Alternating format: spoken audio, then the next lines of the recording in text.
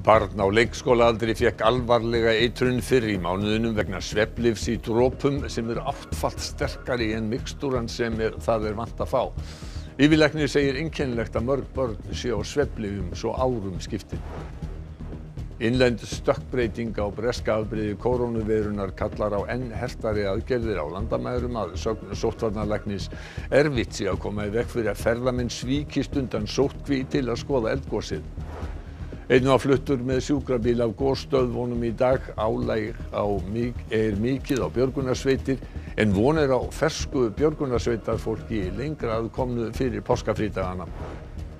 Skipaumferð hófst að nýju Suez-skurð fyrir klukkustund. Eittleytið í dag tókst að koma flutningaskipinu Ever Given á flot.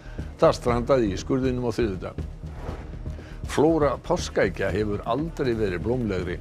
Þó að úrvalið aukist sígilt súkkulaðiegg enn það sem selst mest. Stærð páskaeggja er ekki stöðluð á milli framleiðenda.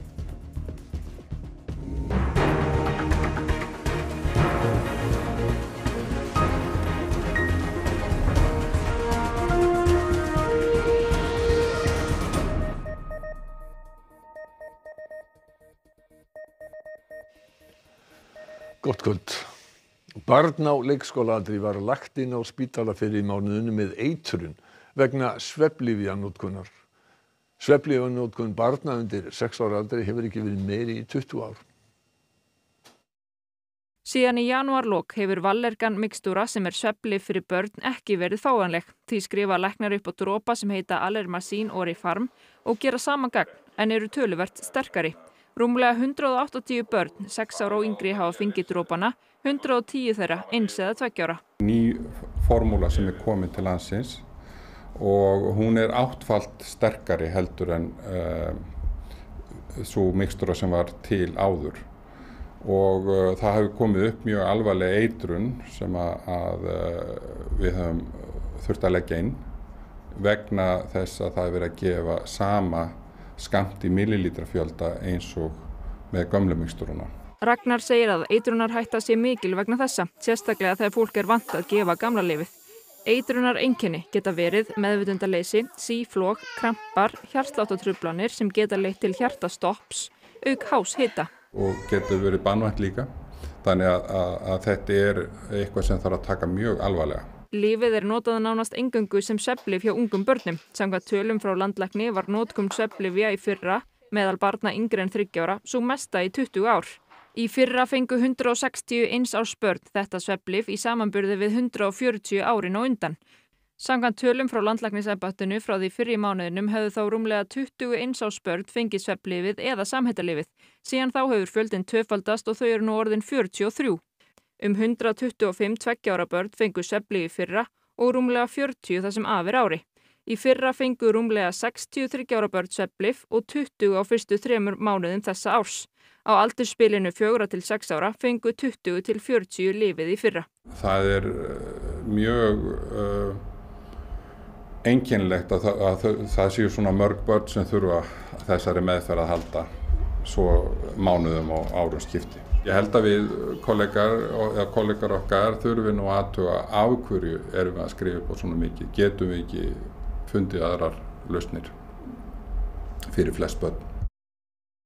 4 greindust með COVID-19 innanlands í gær, þar af voru 2 utan sóttkvíar.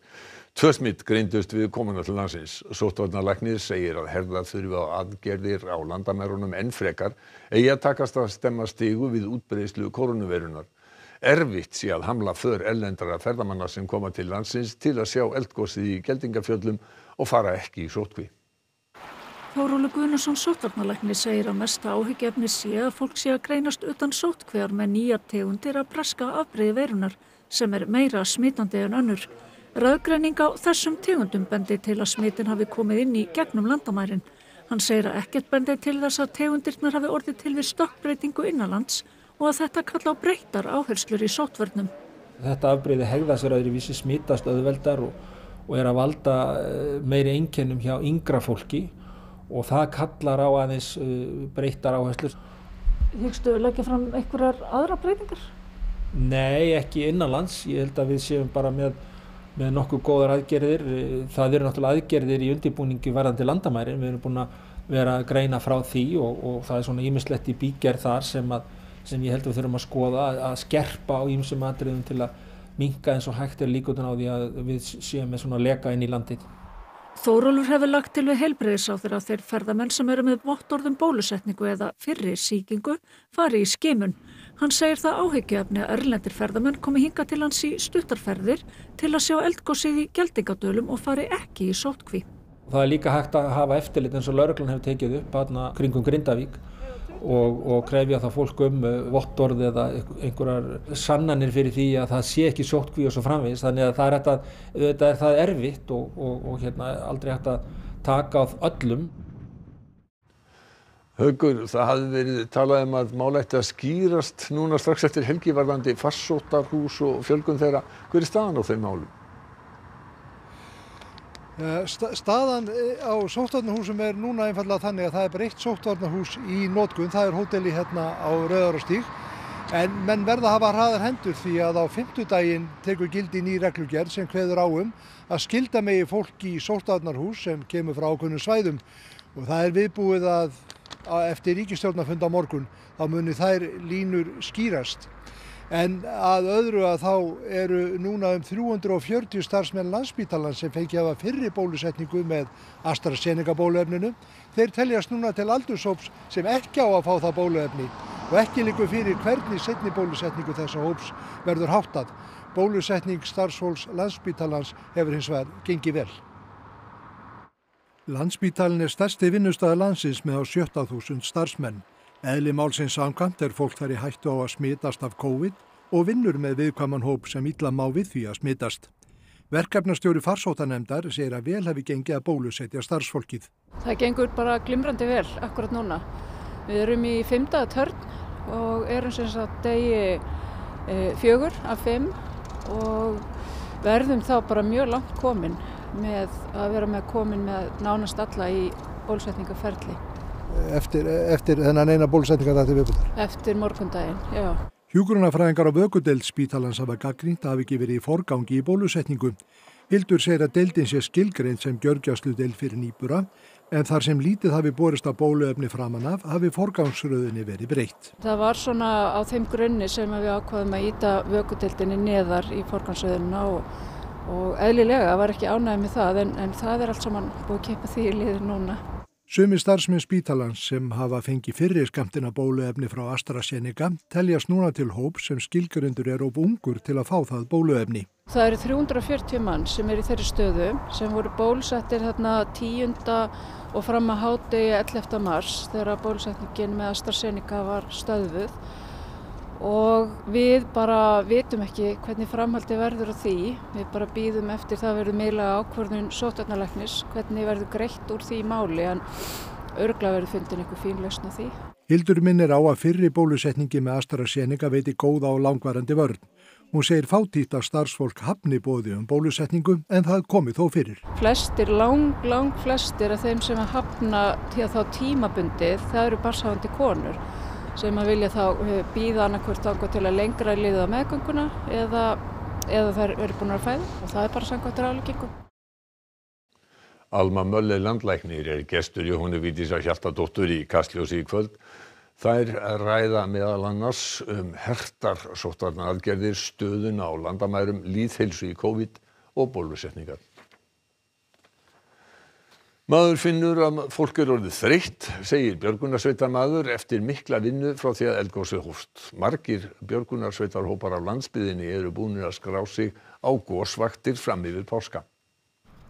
Stuttur í björgunarsveitir á gosstöðunum og þær voru fljótar að bregðast við útkall upp klukkan 3 í dag. Karlmaður á 50-aldri slasaðist á gönguleiðinu og var hálf meðvitundalaus.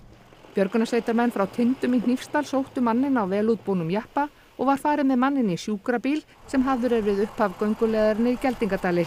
Maðurinn slasaðist ekki mikið en var fluttur á sjúkrahús. Eruð þið eitthvað örmagna? Ég veit ekki hvort það sem sé örmagna en maður finnur alveg fyrir að fólk orðið þreytt eftir þessa viku.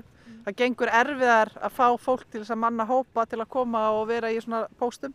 Vigdís er búin að vera í björgunarsveit síðan 1983 og mest í aðgerðastjórn núna og öðrum stjórnunarstörfum en hún tekur líka vaktir á vettvangi. Í dag var hún að stjórna umferð á bílastæðin. Aðfaranótt laugardags var hún á erfiðri vakt. Kom hérna klukkan 2 nóttina og þá lendum við beint inn í leit að konu sem var týnd, sem fannst hérna 5 morguninn og næsta verkefni hjá okkur var að fara í lokunarpóst. Að því loknu þurfti að fara með eldsneyti upp í björgunarsveitartjaldið við gosstöðvarnar þar sem reynt að hafa vakt allan sólarhringinn. Við álagið bætast strangar sóttvarnir. En það ekki alltaf verið á fullu, stundum þarf líka bara að vera á verði á nóttunni á svokölluðum lokunarpóstum. En við náttúrulega förum ekkert að sofa, en við látum okkur heldur ekkert leiðast. Það alveg alls konar brandar að láta fjúka, sko. 800 björgunarsveitamenn hafa starfað við gosið síðan það hófst. Búast má við mikilli aðsókn á svæðið í Dymbilvikunni og páskahelgina. Eru þið með nóga mannskap? Já, mér sýnist að sé að koma svolítið mikið af hópum frá björgunarsveitum út á landi sem ætla að koma og vera páskahelgina og eru búnir að skrá sig á töluvert, ég er búin að sjá töluvert að sveitum utan að landi skrá sig á vaktir. Eittleyti í dag tókst loks að losa flutningaskipið Ever Given sem strandaði í Suez-skurði fyrir tæpri viku. Fyrir klukkustund komust skip loks á ný þessa fjölförnu flutningaæð. Skipflautur voru þeyttar þegar þetta flenni stóra flutningaskip komst loks aftur á flot í dag. Það var á þriðjudag í síðustu viku sem Ever Given tók niðri og þveraði Suez-skurðinn. Í nótt tókst að losa skut þess og snúaði í rétta átt, en það var ekki fyrr en klukkan 1 í dag að íslenskum tíma að það var komið alveg á flot. Ever Given nærri 400 metrar á lengd sem gerir það einu lengsta skipi í heimi. Hér sést að skipi næði auðveldlega yfir bæði Laugardalsvöll og Laugardalslaug. Skipinu var siglt á breiðari stað í skurðinum og þar þarf að kanna hvort það hefur skemmst við björgunaraðgerðir. Moka þurfti 27.000 rúmmetrum af sandi frá Ever Given til þess að dráttarbátar gætu ýtti á flot. We used to have big warehouses in all the countries where the factories pulled supplies from the warehouses and the warehouses were filled and then allowed to deplete. Now these floating ships are the warehouse. Suez-skurðurinn ein fjölfarnasta flutningaæð heimsins. 100 skipa sem hafa beðið við báða enda skurðarins geta nú siglt hana nýju, en talið að það taki 3,5 sólarhring að koma umferðinni í samt lag. The container of little ball bearings for a car wheel assembly doesn't get to the factory in Germany, it could shut down the whole production line. Things like respirators for COVID and PPE are undoubtedly on these vessels. Stjórn lyfjafyrirtækisins Alvogen lét rannsaka starfshætti forstjórans Róberts Wessmans eftir að fyrrverandi samstarfsmaður hans kvartaði undan ofbeldi og ósæmilegri hegðun hans. Stjórnin segir enga ástæðu til þess að aðhafast frekar. Lögmaður Alvogen segir engan fót fyrir þessum ásökunum. Samstarfsmaðurinn fyrrverandi heitir Halldór Kristmannsson og var náinn samstarfsmaður Róberts í 18 ár. Hann sendi stjórn Alvogen bréf í janúar þar sem hann sakaði forstjórann ofbeldisverk og ósæmilega hegðun og krafðist þess að hann stigi úr stóli forstjóra. Halldór krafðist ekki fjár frá félaginu en áskilur sér rétt til bóta frá Róberti. Í yfirlýsingu segir Halldór að samstarf þeirra hafi verið farsælt þar til í fyrra. Þá var Halldór útgefandi mannlífs sem var í eigu Róberts og hann segir að Róbert hafi viljað að hann beitti fjölmiðlinum til að koma höggi á ýmsa aðila sem Róbert taldi sig eiga sögótt við. Þar segir Halldór ennfremur að Róbert hafi ráðist á sig á viðburði fyrirtækisins erlendis og síðar útskýrt það sem grín og kýlingarleik. Eva Bryndís Helgadóttir, lögmaður Alvogen, segir að ásakanir Halldórs hafi verið teknar mjög alvarlega og óháðum aðilum falið að fara yfir þær. 8 vikna ferli af rannsókn þar sem að fjöldi starfsmanna voru yfirheyrðir og niðurstaðan af því var að það var ekki fótur fyrir neinu og að stjórnin bæri fullt traust þá til stjórnenda. En eitt af því sem Róberti Wessmanni borði á brýn er að hann hafi veist að samstarfsmanni sínum líkanlega. Var það tekið til skoðunar í þessari óháðu rannsókn? Já, þetta var allt skoðað í kjölinn og það var engin fótur fyrir slíku. Eva segir að meðal þess sem var lagt til grundvallar rannsókninni hafi verið smáskilaboð sem Róbert Wessman sendi 2 stjórnendum í lyfjaheiminum og fyrrum samstarfsmönnum sínum árið 2016 eftir að þeir hafði borið vitni í máli sem hann átti aðild að. Í skilaboðunum hótaði hann þeim og fjölskyldum þeirra öllu illu. Róbert hefur nú sjálfur svarað fyrir það en hann baðst afsökunar á þeim mistökum sínum strax í kjölfarið og það náttúrulega bara heyrir undir samskipti þessara tveggja manna. Þannig það er það mat þessara nefnda að ekkert af þessu ætti við rökastvíðas. Já, og það væri þá engin fótur fyrir þessum kröfum kvartanda.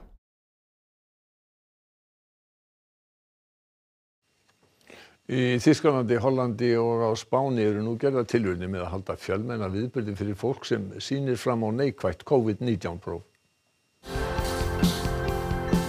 Þetta eru ekki áskamlar myndir, heldur eru þær frá 5.000 manna tónleikum sem fóru fram í Barcelona helgina. Increíble, o sea, nos ha tocado mucho al corazón. Momento de estar con la canción saltando, mirando al techo y como si no hubiera COVID. Passað var upp á þrennt. Tónleikagestir voru allir skimaðir og loftræsting var eins og best gat orðið og gestir þurftu að bera sérstaka tegunda grímu. En faisant les tests de détection antigénique plus le rechange de l'air et le port du masque, on a réussi à prouver que c'était 3 points très importants, c'était sûr, pour éviter des cas de Covid dans une salle de spectacle.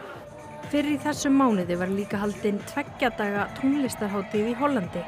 1500 mættu og öll þurftu að sýna neikvætt COVID-próf. Ik denk dat op het moment dat de getallen duidelijk zakken, dat we dus uit die fase in die we nu zijn, dat we eruit gekomen zijn, dat je dan met pre-event testing ook zulke dingen als theaterbezoeken, geplaceerde concerten, voetbal of de sport, dat dat dan op grotere schaal weer mogelijk. CNN hefur eftir voss að bráðabirgða niðurstöður lofi góðu.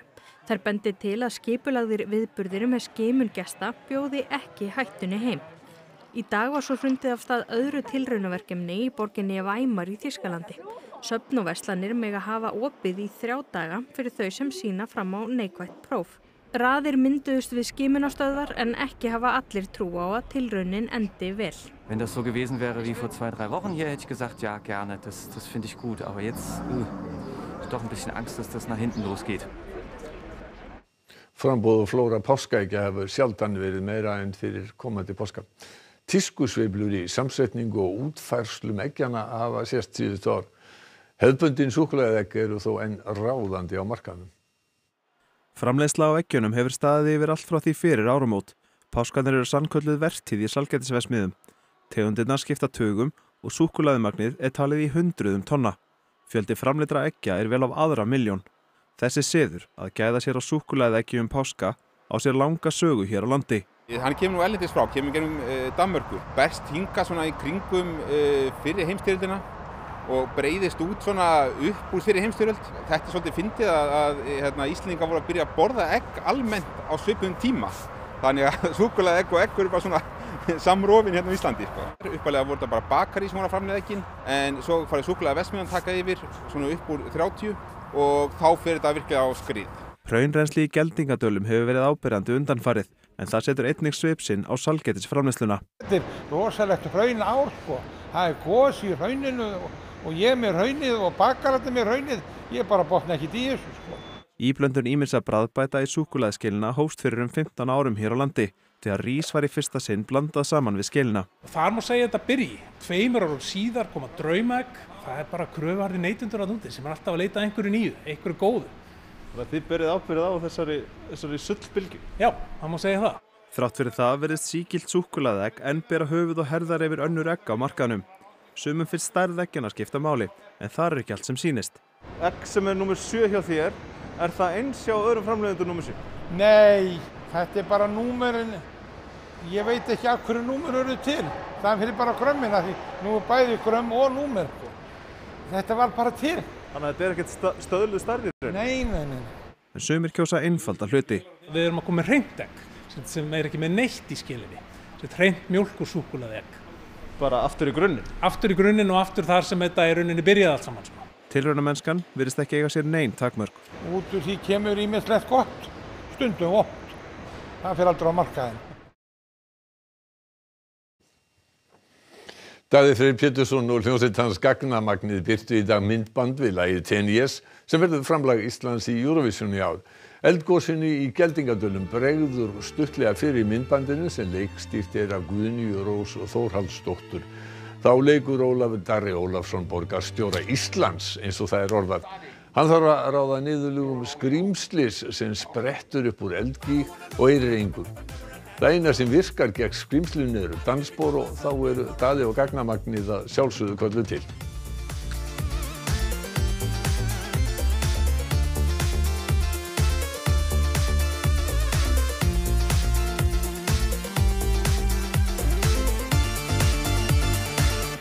Does it keep getting better?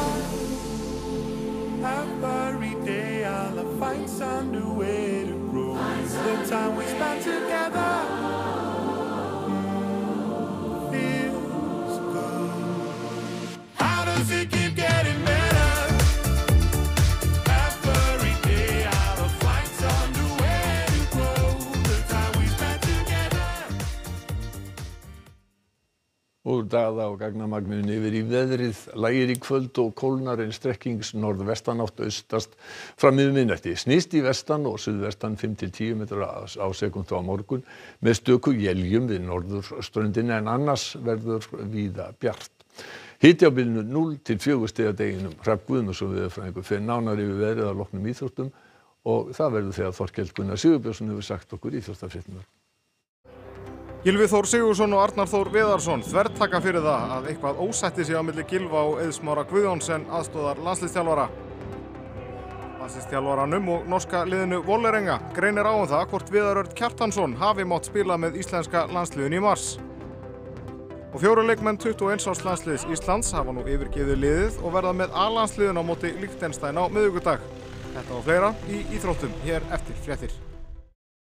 Helstu fréttir kvöldsins: barn á leikskólaaldri fékk alvarlega eitrun fyrr í mánuðinum vegna svefnlyfs í dropum sem áttfalt sterkara en mixtúran sem það vant að fá. Yfirlæknir segir einkennilegt að mörg börn séu á svefnlyfjum sem árum skipti. Innlend stökkbreyting á breska afbrigði kórónuveirunnar kallar á að enn verði aðgerðir á landamærum hertar, segir sóttvarnalæknir. Erfitt sé að koma í veg fyrir að ferðamenn svíkist undan sóttkví til að skoða eldgosið. Einn var fluttur með sjúkrabíl af gosstöðvunum í dag. Álag mikið á björgunarsveitir en vonir á fersku björgunarsveitarfólki lengra að komnu fyrir páskafrídagana. Skipaumferð hófst að nýjum Suezskurð fyrir hálfri annarri klukkustund. 1:00 í dag tókst að koma flutningaskipinu Ever Given á flot. Það strandaði í skurðinum á þriðjudag. Flóra páskaeggja hefur aldrei verið blómlegri þó að úrvalið aukist sígilt súkkulaðiegg en það sem mest selst. Stærð páskaeggja ekki stöðluð milli framleiðenda. Við verðum hér aftur klukkan 10 í kvöld og Þórdís Arnljótsdóttir segir útvarpsfréttir á sama tíma. Nýjustu fréttir að finna allan sólarhringinn á vef okkar RÚV.is. Einnig hægt að sjá og heyra alla dagskrá okkar í spilaranum á RÚV.is og í RÚV appinu. Þessum fréttatíma lokið og verið sæl.